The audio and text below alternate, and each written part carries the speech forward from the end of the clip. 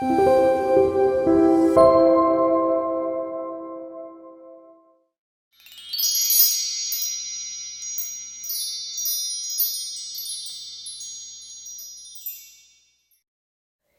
3서 보겠습니다. 요한 3서는 요한 2서와 비슷한 시기에 쓴 요한의 세 번째 편지입니다.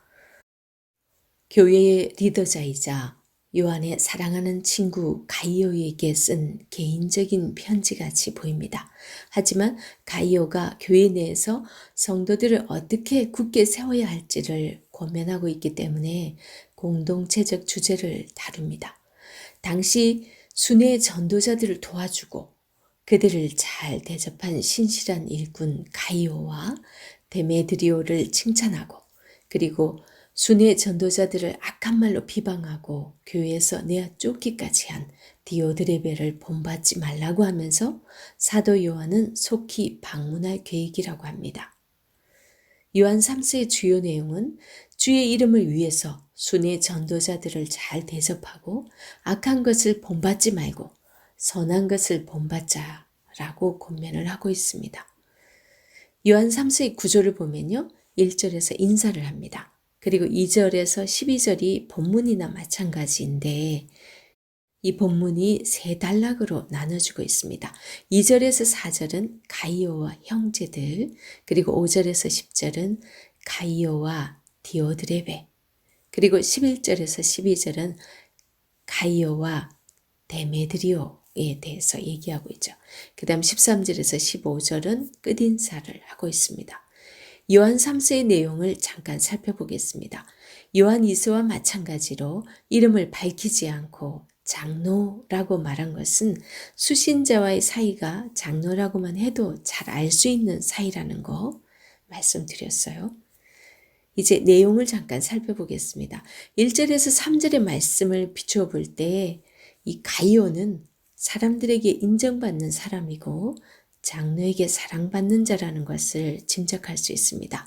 그런데 가이오에 대한 장로의 사랑은 진리 안에서 행했다라고 하는데, 여기서 진리 안에서 할 때 그 안에서는 원어상 의미로 보면 때문에 또는 진리와 관련하여 이렇게 이해를 하는 것이 좋습니다.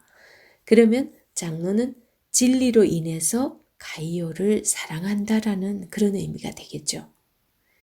그리고 2절에서 12절 사이에서 장로는 세 가지 문제를 다루고 있습니다.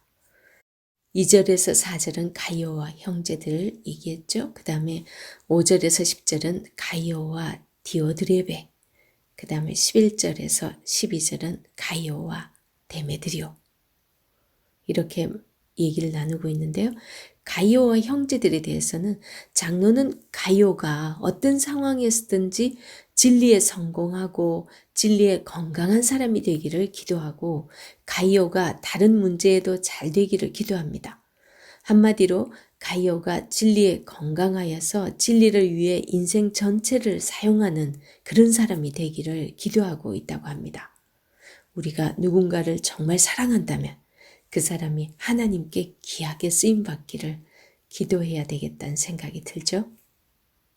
그리고 5절에서 10절은 가이오와 디오드레베 이 얘기를 하고 있는데요. 가이오는 나그네들에게 신실하게 행하는 사람으로서 진리 행위에 알맞은 사람이지만 디오드레베는 진리 행위에서 떠난 사람이라고 소개합니다.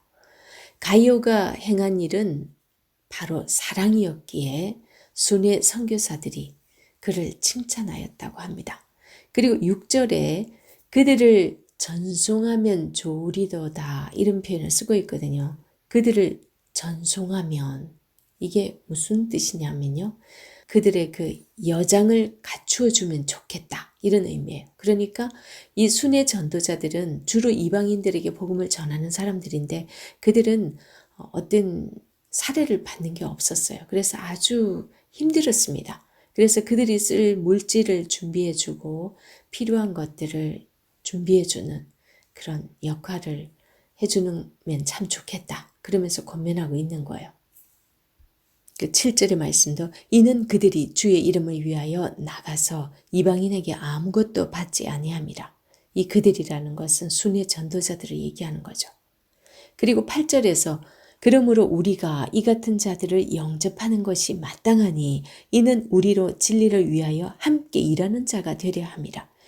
이게 무슨 얘기냐? 우리가라는 말을 사용함으로써 이 일은 장로뿐 아니라 믿는 자들 모두가 마땅히 해야 될 일인 것을 말하고 있습니다.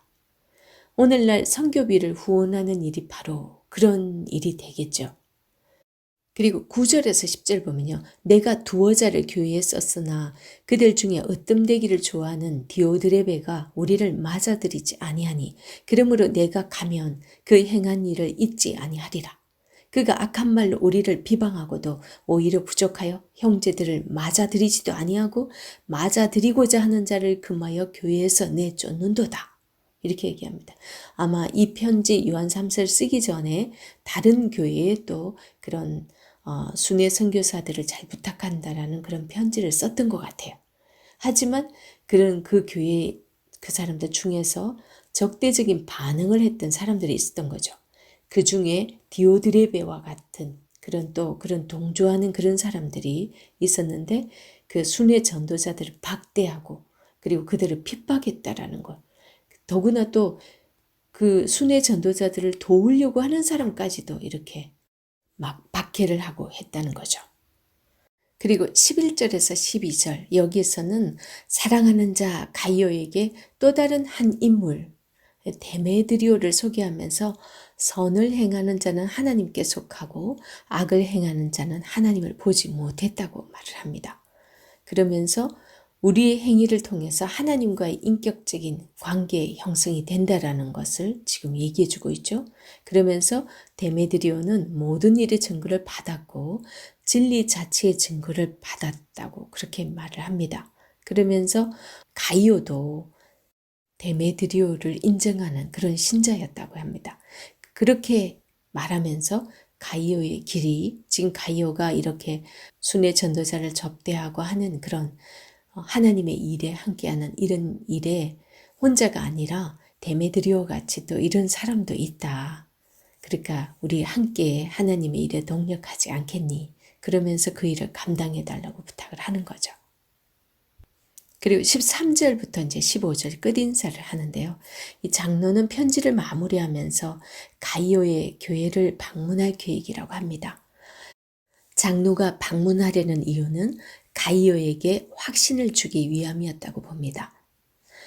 요한 3서를 정리하면서 하나님 나라 복음을 전하기 위해서 앞장선 사람들, 그 사람들이 또 하나님의 일을 이뤄가기 위해서 또 다른 복음 전하는 동력자들까지 챙기는 그런 모습을 봅니다.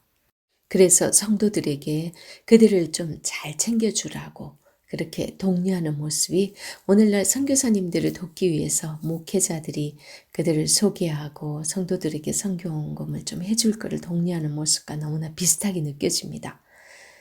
하나님께서는 하나님의 일을 하는데도 필요한 물질을 그냥 하늘에서 뚝 떨어지게 하지 않고 이렇게 믿는 사람들끼리 그들의 마음을 통해서 함께 동참하는 마음으로 하나님의 일에 함께 하기를 바라면서 그렇게 하나님 나라를 이루어간다는 것을 깨닫게 됩니다. 하나님 나라의 선교에 함께 동참하는 우리 모두가 되기를 축복합니다.